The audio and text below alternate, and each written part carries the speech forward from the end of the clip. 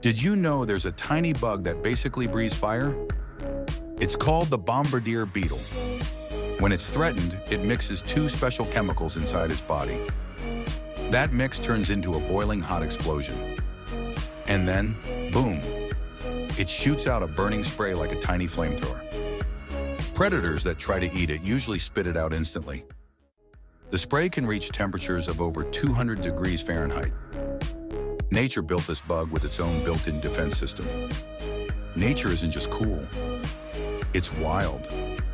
Stay curious with TutorBuddi.ai, your viral AI learning buddy. Don't forget to follow, like, and subscribe.